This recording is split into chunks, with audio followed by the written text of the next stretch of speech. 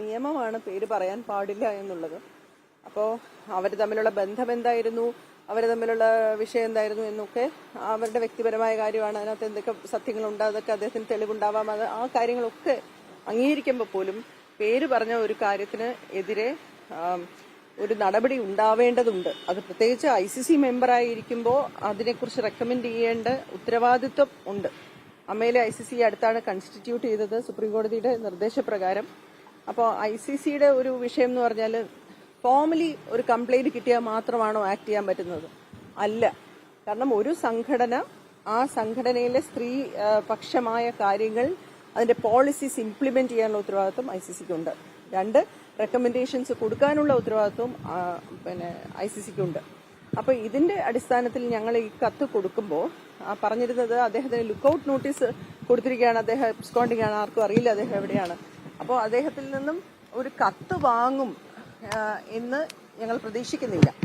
അപ്പോൾ അദ്ദേഹത്തിന് ഇന്നലെ ഞങ്ങളത് കൊടുത്തിട്ട് ഇത് എക്സിക്യൂട്ടീവ് കമ്മിറ്റി തീരുമാനിക്കും, ഇത് അംഗീകരിക്കും എന്നാണ് ഞങ്ങൾ മനസ്സിലാക്കുന്നത്. മെനഞ്ഞാന്ന് 30-ാം തീയതി വൈകുന്നേരം ഞങ്ങൾ ഫോർമലി കൂടിയിരുന്നു. 5 പേരാണ് ICCയിലുള്ളത്. ശ്വേതാ മേനോനാണ് ചെയർമാൻ, കുക്കു പരമേശ്വരൻ, ഞാന്, രചന നാരായണൻകുട്ടി, അഡ്വക്കേറ്റ് അനഘ. അപ്പോൾ അതിന് ഞങ്ങൾ അങ്ങനെ വിചാരിച്ച് ഇന്നലെ രാവിലെ ഒരു പരിപാടി ഉണ്ടായിരുന്നു, ശ്രീ സുരേഷ് ഗോപി അദ്ദേഹം പങ്കെടുക്കുന്ന പരിപാടി. അതിനുശേഷം ഞങ്ങൾ പിരിഞ്ഞു. വൈകുന്നേരം എനിക്ക് പ്രസ് റിലീസാണ് കാണാൻ സാധിക്കുന്നത്. അതിനകത്ത് അവർ പറയുന്നത് വിജയ് ബാബു സ്വമേധയാ ഇതിൽ നിന്നും മാറി നിൽക്കാൻ താൽക്കാലികമായി തീരുമാനിച്ചിരിക്കുന്നു എന്നാണ്. അതിനകത്ത് അമ്മ ആവശ്യപ്പെട്ടു എന്നൊരു വാക്കില്ല. അപ്പൊ അതൊരു അച്ചടക്ക നടപടിയാകുന്നില്ല. അത് സമൂഹത്തിലേക്ക് നൽകുന്ന മെസ്സേജ് ശരിയായതാണോ എന്ന് ഞാൻ സംശയിക്കുന്നു. എന്ന് മാത്രമല്ല ICC ഒരു ഓട്ടോണോമസ് ബോഡിയാണ്, അത് എക്സിക്യൂട്ടീവ് കമ്മിറ്റിയുടെ താഴെയുള്ള ഒരു കമ്മിറ്റി അല്ല. അപ്പൊ ICCയിൽ ഇരുന്നു കൊണ്ട് ആ പ്രസ് റിലീസിനെയോ ആ തീരുമാനത്തെയോ അംഗീകരിക്കാൻ ബുദ്ധിമുട്ടുണ്ട്. അങ്ങനെ നമുക്ക് തുടരാനും സാധിക്കില്ല. ഞാൻ അമ്മയിൽ നിന്ന് രാജിവെക്കുന്നില്ല. അമ്മ ഒരുപാട് നല്ല കാര്യങ്ങൾ ചെയ്യുന്ന, ഒരുപാട് സാധാരണക്കാർക്ക്, ഒരുപാട് നമ്മുടെ മുതിർന്ന ആക്ടേഴ്സിനൊക്കെ തന്നെ സഹായവും മെഡിസിൻസും മരുന്നും ഒക്കെ ഓരോ ആവശ്യത്തിനും എത്തുന്ന ഒരു സംഘടനയാണ്. അതുകൊണ്ട് തന്നെയാണ് അമ്മയിൽ ഇപ്പോഴും ഉറച്ചു നിൽക്കുന്നത്, അമ്മയിൽ വിശ്വസിക്കുന്നത്. പക്ഷേ ഈ ഒരു തീരുമാനത്തെ ICC മെമ്പറായിരുന്നുകൊണ്ട് എനിക്ക് അംഗീകരിക്കാൻ സാധിക്കില്ല. അത് തെറ്റായ ഒരു കാര്യമാണ്, നടപടിയാണ്. അതുകൊണ്ട് വളരെ ഖേദപൂർവ്വം രാജി സമർപ്പിച്ചു.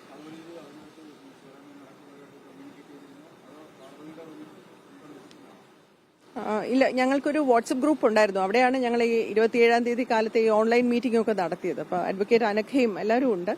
അപ്പൊ ഞാൻ ഇന്നലെ യാത്രയിലായിരുന്നു. ഞങ്ങൾ ഈ വരുന്ന വഴിക്കാണ് ഞാൻ പ്രസ് റിലീസ് കണ്ടത്. അപ്പോൾ ശ്വേത ഇങ്ങനെ പറയുന്നുണ്ടായിരുന്നു, ശ്വേതയും രാജിവെക്കാൻ പോവുകയാണെന്ന്. തീരുമാനം എനിക്കറിയില്ല. കുക്കുവും അതേ വികാരമാണ് ഗ്രൂപ്പിൽ പ്രകടിപ്പിച്ചത്.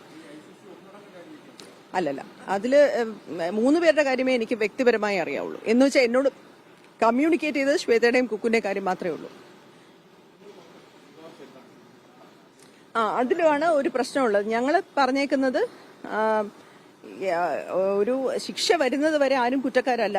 എന്നിരിക്കലും ഈ ഒരു എക്സിക്യൂട്ടീവ് കൗൺസിൽ അദ്ദേഹം തുടരാൻ അർഹനല്ല. അതുകൊണ്ട് ഇമ്മീഡിയറ്റ് ആയിട്ട് സ്റ്റെപ്പ് ഡൗൺ ചെയ്യണമെന്ന് പറയണമെന്നാണ് ഞങ്ങൾ ICCക്കാണല്ലോ റെക്കമെൻഡ് ചെയ്തത്. അതിൽ ഡിസിപ്ലിനറി ആക്ഷൻ എന്നൊരു വാക്ക് ഞങ്ങൾ ഉൾപ്പെടുത്തിയില്ല. ബിക്കോസ് അതിനകത്ത് ഞാൻ പറഞ്ഞതുപോലെ ഈ കത്ത് വാങ്ങാനുള്ള ഒരു പോസിബിലിറ്റി ഉണ്ടെന്ന്, ഇങ്ങനെ ഒരു ക്രൈം നടന്നിട്ടുണ്ട് പേര് പറഞ്ഞത്. അപ്പൊ അതുകൊണ്ട് അദ്ദേഹത്തെ സ്റ്റെപ്പ് ഡൗൺ ചെയ്യാനായിട്ട് പറയണം എന്നുള്ളതാണ് ഞങ്ങളുടെ റെക്കമെൻഡേഷൻ.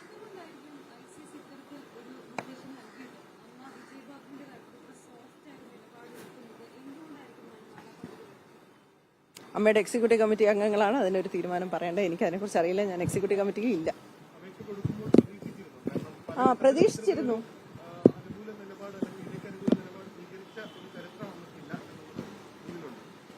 ഇല്ല, ഞാൻ പറഞ്ഞ വാക്കിനെയാണ് ഞാൻ വിശ്വസിച്ചത്. നമ്മളത് ആക്ഷൻ എടുക്കുമെന്ന് പറഞ്ഞാണ് നമ്മൾ ഇന്നലെ പിരിഞ്ഞത്. അപ്പൊ ഇന്നലെ വൈകുന്നേരം വന്നതിന് ശേഷം രാത്രിയായി ഞാൻ ഇവിടെ എത്തിയപ്പോൾ രാത്രി തന്നെ ഞാനത് ഗ്രൂപ്പിൽ ഇട്ടിരുന്നു, ഞാൻ രാജിവെക്കാൻ തയ്യാറാണ്, കാരണം ഇതൊരു അച്ചടക്ക നടപടി. അപ്പം അതിനകത്ത് ഉണ്ടായ ചർച്ച എന്ന് വെച്ചാൽ നിങ്ങൾ പറഞ്ഞതനുസരിച്ച് തന്നെയല്ലേ, നിങ്ങൾ പറഞ്ഞതനുസരിച്ച് അദ്ദേഹം എക്സിക്യൂട്ടീവ് കമ്മിറ്റിയിൽ നിന്നും മാറിയല്ലോ എന്നാണ്. പക്ഷേ അതിന്റെ സമൂഹത്തിലേക്ക് പോകുന്ന ഒരു മെസ്സേജ് ശരിയാവൂല. അങ്ങനെയല്ല അത് അമ്മ ആവശ്യപ്പെട്ടിട്ട് രാജിവെച്ചു എന്ന് പറഞ്ഞിരുന്നെങ്കിൽ ഞാൻ ഈ നടപടിയിൽ നിന്ന് മാറുമായിരുന്നു. ഞാൻ അങ്ങനെ ഒരു ഇതിൽ പോവില്ല. അമ്മ ആവശ്യപ്പെട്ടു എന്നൊരു വാക്ക് ആ പ്രസ് റിലീസിൽ ഉണ്ടായിരുന്നെങ്കിൽ ഇങ്ങനെ ഒരു നടപടിയിലേക്ക് പോവില്ലായിരുന്നു. അപ്പോൾ അത് ICC മെമ്പർ ആയിരുന്നുകൊണ്ട് അങ്ങനത്തെ തീരുമാനങ്ങളെ അംഗീകരിക്കാൻ നമുക്ക് സാധിക്കില്ല. അത് ലീഗലി ഭയങ്കര ബൈൻഡിങ് ആയിട്ടൊരു ലോ ആണ്. അത് ഭയങ്കര സ്ട്രോങ് ഒരു ലോ ആണ്. നമുക്കൊരു പോലീസ് സ്റ്റേഷനിൽ പോയി ഇരുന്ന് ഒരു CI ആയിട്ട് ഇരുന്നിട്ട് നമ്മൾ കേസ് സ്വീകരിക്കില്ല എന്ന് പറയാൻ പറ്റില്ലല്ലോ. അപ്പൊ അതേപോലെ ICC അപ്പം ഈ പറയാൻ നിങ്ങൾക്ക് കംപ്ലൈന്റ് കിട്ടിയില്ലല്ലോ, അത് വേണ്ട. കാരണം നമ്മുടെ ബൈലോയിൽ തന്നെ എനിക്ക് തോന്നുന്നു ഒരു ആർട്ടിക്കിൾ 571 ആണെന്ന് തോന്നുന്നു, അതിനകത്ത് സോമോട്ടോ കേസ് എടുക്കാമെന്ന് പറയുന്നുണ്ട്. അപ്പം എനിക്ക് അറിയത്തില്ല, എന്റെ സെക്ഷൻ കറക്റ്റ് അല്ല. പക്ഷെ ആ സോമോട്ടോ എന്ന് ഞാൻ വായിച്ചിട്ടുണ്ട് ലോയിൽ, സോമോട്ടോ കേസ് എടുക്കാം. അപ്പൊ ഈ പേര് പറഞ്ഞത് സോമോട്ടോ ആണ്. അപ്പൊ അതുകൊണ്ടാണ് നമ്മളത് അന്ന് തന്നെ കൂടി നമ്മൾ റെക്കമെൻഡേഷൻ കൊടുത്തത്.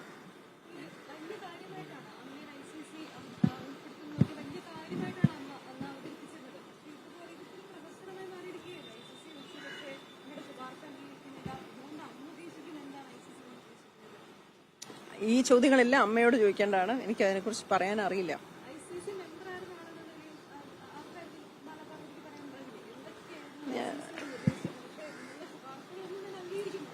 ICC നിർദ്ദേശപ്രകാരം അവർ വളരെ ഗൗരവമായിട്ട് തന്നെയാണ് ICCയെ സമീപിച്ചതെന്നാണ് ഞാൻ മനസ്സിലാക്കുന്നത്. ശ്രീ ബാബുരാജ്, സുധീർ കരമന ഇവരൊക്കെ സംസാരിച്ചിരുന്നു. പിന്നെ നമ്മൾ WTCയുടെ മീറ്റിങ്ങിനും ഒക്കെ തന്നെ അമ്മയെ കൺസ്റ്റിറ്റ്യൂട്ട് ചെയ്തപ്പോൾ നമ്മൾ ആത്മാഭിമാനത്തോടെ അത് വിമൻസ് ഡേ സെലിബ്രേറ്റ് ചെയ്തിരുന്നു. പിന്നെ ഞങ്ങൾക്ക് ട്രെയിനിങ് തന്നിരുന്നു പോഷ് ആക്ടിന്റെ. അപ്പോൾ അത് സീരിയസ് ആയിട്ട് എടുക്കും, അല്ലെങ്കിൽ അങ്ങനെ ഒരു നിലപാട് ഉണ്ടാകും എന്ന് തന്നെയായിരുന്നു വിശ്വാസം.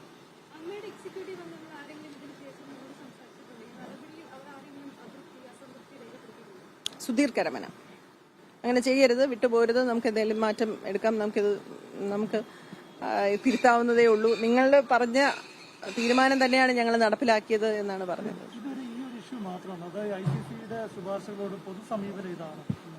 ICCക്ക് ഇതിനു മുമ്പ് ശുപാർശ ഒന്നുമില്ല, ഇപ്പൊ അങ്ങോട്ട് കൺസ്റ്റിറ്റ്യൂട്ട് ചെയ്തല്ലേ ഉള്ളൂ. ഇതാണ് ഫസ്റ്റ് ഇഷ്യൂ.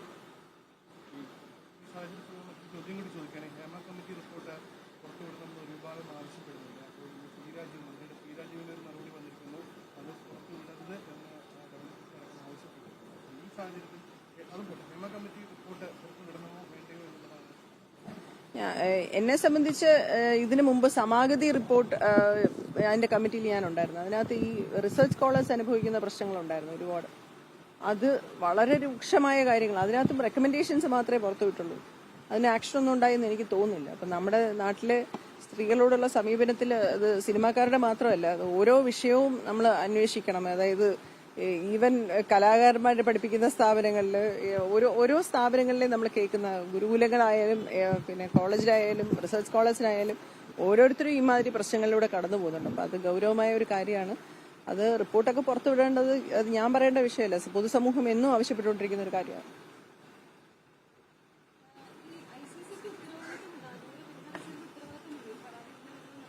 പരാതി വന്നിട്ടില്ല എന്നുള്ളതാണ് നമ്മുടെ വിഷയം. അവർ പറയുന്നത് അതാണ്, നിങ്ങൾക്ക് പരാതി വന്നില്ല എന്ന്.